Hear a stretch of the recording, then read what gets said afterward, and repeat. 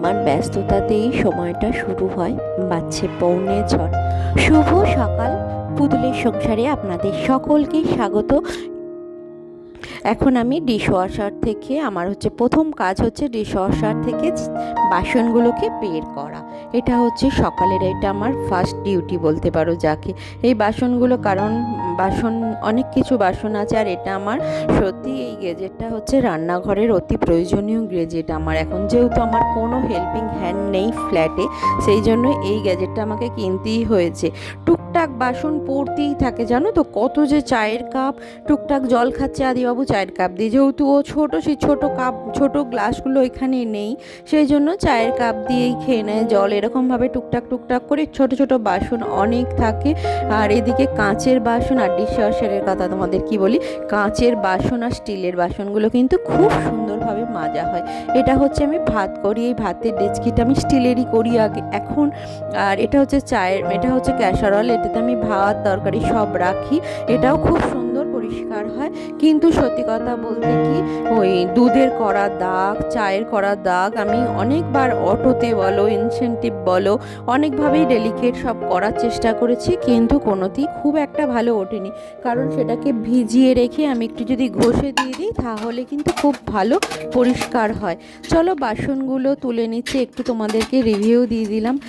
আর এই ডিশওয়াশারে আমি না এঁঠো বাসনগুলো একেবারেই দিই না, আমি সিঙ্কে একটুখানি ধুয়ে দিই, না হলে এর নিচে একটা ফিল্টার আছে, ফিল্টারে না নোংরাগুলো জমা হয়। প্রত্যেকটা ওয়াশের পর এই ফিল্টার থেকে নোংরাগুলো তুলতে হয়, এটা আমাকে বলে গিয়েছিলো, তাই আমি একটু ধুয়েই দিই, জানো তো, তাহলে আর এতে ফিল্টারে নোংরাটা জমা হয় না, মাঝে মাঝে চেক করলেও হয়। সেই হিসাবে চলো বাসনগুলো আমি এখন সব যে যার জায়গায় সব রেখে দিচ্ছি। এখানে আমার একটা ছোট্ট ক্রকারি সেট আছে, এখানে কাচের বাসনগুলো রাখ। এইদিকে আমি ফ্রেশ হয়ে চলে এসেছি, হালকা কিন্তু ঠান্ডাও আছে। আমি এখন এবার চা করব, সেই জন্য দুধটা ফ্রিজ থেকে বের করে নিচ্ছে, এই দেখো। আর এই দুধ দিয়ে চা খেতে কিন্তু আমার ভীষণ ভালো লাগে। এটাতে দুধও করব, আর আদিবাবু আর মেয়েটা দুধ খাবে, আর বাদবাকিটা আমি আর আমার কর্তামশাই চা খাবো। এইদিকে দুধটা গরম করতে দিয়েছি, আর আমি সকালের দিকে চালটা ভিজিয়ে রেখে দিয়েছিলাম, জানো, সকাল মানে অনেকটা সকাল, ঘুম থেকে উঠি 2-3 ঘন্টা চালটা যদি ভিজানো থাকে তাহলে তাড়াতাড়ি ভাত হয়ে যায়। কারণ আমার সকালের দিকটা খুব তাড়া থাকে, কারণ আমরা এখন ফ্ল্যাটে আছি, তোমরা জানোই, কারণ মেয়েটার এক্সাম চলছে, বোর্ড এক্সাম চলছে, এখান থেকে যাতায়াতের সুবিধা হয়, সেই জন্যই, যাতে অসুবিধা না হয় সেই জন্যই আমরা এখানে চলে এসেছি। আর কিন্তু কর্তাবাবুর তো কোর্ট তো চুঁচুড়াতে, সেই জন্য যেতে হয় এখান থেকে। আর আমারও একটু তাড়া থাকে, কারণ লাঞ্চটা ওকে তাড়াতাড়ি রেডি করে দিই, ও খায় না, ওখানে গিয়ে খায়, কারণ কাজের দিদি আসে ওখানে ঘরটরগুলো পরিষ্কার করার জন্য, সেই জন্যই আমার এখানেও তাড়াটা বেশিই থাকে।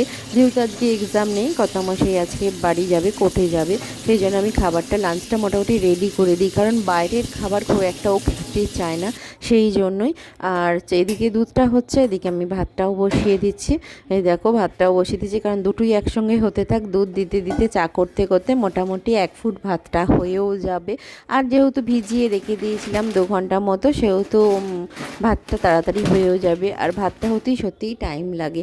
আর আদিবাবুকে আজকে টিফিনে করে দেব পাস্তা, ও অনেক দিন থেকে বলছিল যে মা পাস্তা খাবো, পাস্তা খেতে খুব ভালোবাসে, তাই ভাবলাম ঠিক আছে, জলখাবারে যেহেতু মেয়েটাও আছে, ও তো খাবে সকালের টিফিন, সেই জন্য পাস্তাটাই বানাচ্ছি।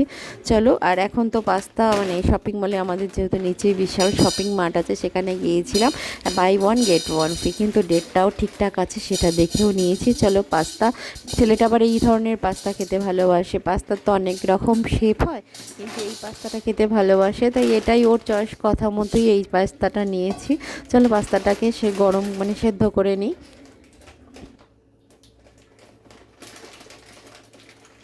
এদিকে দুধটাও হয়ে গেছে, দেখো ফুটে গেছে দুধটা, 2-3 বার একটু হাতাটা দিয়ে নাড়িয়ে দিয়েই চাপা দিয়ে, যেহেতু এখানে আবার দুটো ওভেনের বার্নার তো দুটো, এটা যে কোম্পানি থেকে দিয়েছিল গ্যাস ওভেন, মানে আমরা তো এখানে খুব একটা আসি না, সেই জন্য 3 বার্নার আর কেনা হয়নি, সেই জন্য দুধটাকে নামিয়ে নিয়ে তারপরে পাস্তাটাকে সেদ্ধ করতে যাচ্ছি। প্রেশার কুকারে অনেকে করে, কিন্তু আমি প্রেশার কুকারে কোনোদিনও করি না বলে আর সাহস পেলাম না গো। এদিকে পাস্তাটাও হয়ে গেছে, এদিকে আমি পালং শাক সেদ্ধ করব, জানো তো পালং শাকটা খেতে বেশ ভালো লাগে, আর আমাদের বাড়ির প্রত্যেকেই এই শাকটা সেদ্ধ খেতে ভালোবাসে। এটা হচ্ছে পোস্ত দিয়ে কাঁচা লঙ্কা তেল দিয়ে মাখা, শুধু পালং শাক সেদ্ধ বাটা, মানে পালং শাক সেদ্ধ হাতে করে বা বেশ ভালো করে মেখে নিতে হবে পোস্ত কাঁচা লঙ্কা আর তেল দিয়ে।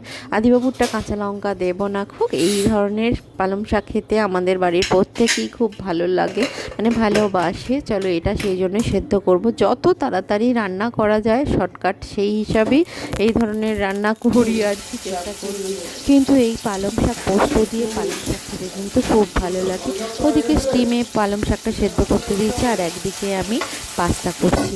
পাস্তাটা কীভাবে করছি চলো তোমাদের সঙ্গে সেটা শেয়ার করছি। জলদি একটুখানি পেঁয়াজ নিয়েছি, পেঁয়াজটাকে ভেজে নিয়েছি, তার সঙ্গে বিনস গাজর আর ক্যাপসিকাম আছে সেটাকেও ভেজে নিচ্ছি। দেখো এবার এতে একটুখানি পনির দিয়েছি, জানো তো যেহেতু একটু প্রোটিন লাগবে, আমি ডিম সকালে খুব একটা দিতে চাই না টিফিনে, সেই জন্য একটুখানি পনির কিউব করে ছোটো ছোটো কিউব আকারে কেটে নিয়েছি, সেটাকেই দিয়ে দিয়েছি। আর এই ধরনের পাস্তা খেতে কিন্তু আমার আদিবাবু খুব ভালোবাসে, কিন্তু সস দিচ্ছি, কিন্তু ওই গ্রেভি টাইপের কিছু দিচ্ছি না, মানে চিজ দিচ্ছি না, চিজ দিলে না ঠান্ডা হয়ে গেলে জমে যায়, আদিবাবু মুখে কীরকম একটা লেগে যায়, ও খেতে চায় না। সেই জন্যই এই নর্মাল ঝরঝরে যেরকম চাউমিন হয় সেই টাইপেরই করে দিই, ও খুব ভালো খায়, ও খায়, ওর দিদিও খুব ভালো খায়, মানে আমাদের বাড়িতে সবাই খুব ভালোভাবেই এই ধরনের পাস্তাটা খায়। এটা পাস্তা হলো কি না জানি না, কিন্তু এই ধরনের পাস্তা খেতে খুব ভালোবাসে সবাই। যাই হোক সকালের টিফিন মোটামুটি রেডি হয়ে গেছে, এদিকে আদিবাবুকেও রেডি করে দিয়েছি। চলো এবার আদিবাবুকে স্কুলে দিয়ে চলে আসি।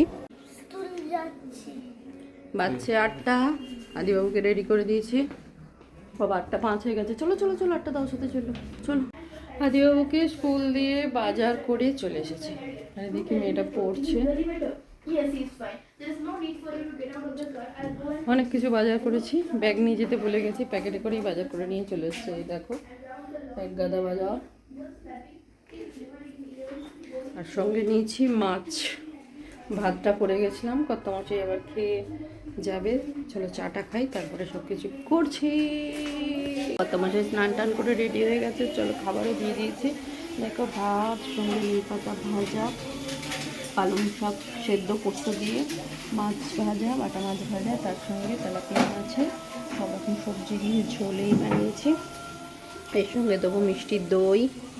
কর্তামশাই খেয়ে দিয়ে বেরিয়ে গেছে, আর আমার চুলের অবস্থা দেখছি, আমি একটু রুট টাচ আপ করলাম, কারণ একটু সাদা সাদা উকি দিচ্ছে, সেই জন্য একটু রুট টাচ আপ করে নিলাম। চলো তার এবার সবজিপাতি কী কী এনেছি চলো দেখাই, দেখে বাস্কেটে তুলি।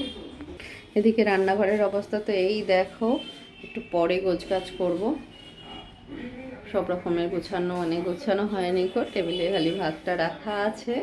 চলো আগে সবজিপাতিগুলো গুছিয়ে নিই, তোমাদের দেখাই কী কী কিনেছি। গরমকাল এসে গেছে, বেগুন ভালো পাওয়া যাচ্ছে না, এই ধরনের বেগুন দুটো নিলাম, কিন্তু প্রচুর দাম বাজারে এখন। অল্প একটু লতি নিলাম, এই দেখো ডাঁটার ছোট ছোট ভার্সানগুলোকে, আরও একটা জায়গায় দেখলাম এগুলো 50 টাকা নিল, 100 নিলাম অল্প।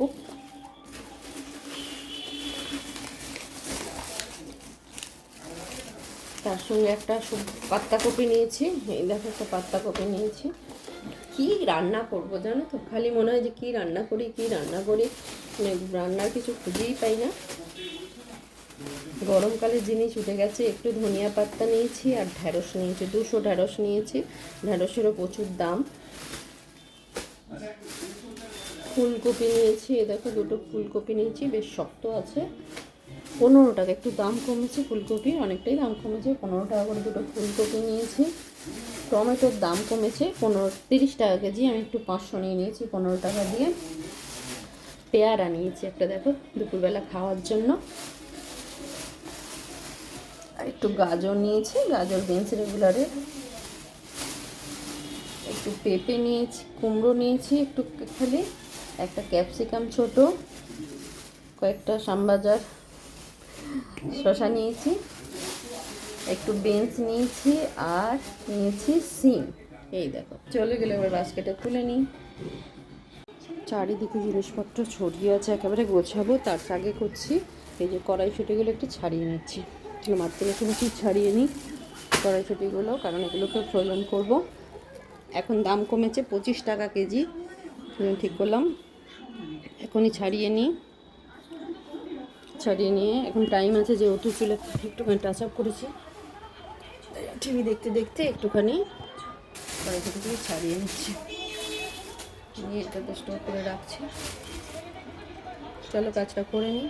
অনেক কষ্টে আদিবাবু ঘুমোচ্ছে, ঘুম পাড়িয়েছে আদিবাবুকে অনেক কষ্টে। 4:05 আমার মোটামুটি সব কাজ হয়ে গেছে, বাসনও ধোয়া হয়ে গেছে। এদিকে এই দেখো, একটু দেখিয়ে দিই তোমাদের, বাসন ধোয়া হয়ে গেছে। আর এই জাস্ট ধোয়া হলো তো দেখো পুরো ভেপার বেরোচ্ছে। থাক, এখন গরম আছে যথেষ্ট, এখন বার করব না কো। আর রান্নাঘরটাও পরিষ্কার করে রেখে দিয়েছি, এই দেখো ক্লিন একবারে ঝকঝকে তকতকে করে রেখে দিয়েছি। আর এখন এবার কি করব বলো তো, বোতলগুলো, এটা হচ্ছে রাত্রে রান্না করব সেই জন্য সবজিটা কেটে রেখে দিয়েছি। আর এই বোতলগুলোকে একটুখানি ক্লিন করব, কারণ নতুন কিনেছি এই বোতলগুলোতে জল নেবো, সেই জন্যই। চলো প্রত্যেকটা বোতল ক্লিন করি। আমি সপ্তাহে একদিন অন্তত ক্লিন করে দিই, মানে প্রত্যেক দিন এমনি জল দিয়ে ধুয়ে দিই, কিন্তু একদিন আমি একটু বোতল ক্লিনার দিয়ে ক্লিন করে দিই। এটা আমার অভ্যাসেও দাঁড়িয়ে গেছে, মাঝে মাঝেই করি, মানে এটা সময় যেদিন পাই সেদিন, সেই রবিবারই করতে হয় তার কোনো মানে নেই। সপ্তাহের যে একটা দিন আমি ফাঁকা পাই সেই দিনই আমি এই বোতলগুলোকে ধোয়ার চেষ্টা করি। আর আদিবাবু ফ্ল্যাটে না এত আলো, আর এখানে অভ্যেস নেই তো, ছোট ছেলে, যেখানে যে খাটে শুয়ে অভ্যেস আমাদেরই বড়দের হয়, ছোটদের তো হবেই বলো। ও ঘুমোতে চাইছিল না, ঘুমোতে অনেকটা দেরি করেছে, সেই জন্যও আমার কাজ লেট হয়ে গেছে, যত মানে লেট হতে হতে। তাই আজকে আর আমার একটু শোয়াও হলো না, ওর পাশে যেটুকু শুয়ে ঘুম পাড়িয়েছিলাম সেইটুকুই আর কি। চলো বোতলটা পরিষ্কার করে নিই। এই বোতল ক্লিনারটা হচ্ছে লাভ ল্যাবের, আমি আদিবাবুর বোতলগুলো পরিষ্কার করতাম সেই বোতলগুলো দিয়ে দেখো সব কটা বোতল কি সুন্দর ক্লিন করে রেখে দিয়েছি। জলটা ঝরে যাক, তারপর জল ভরবো। টাটা।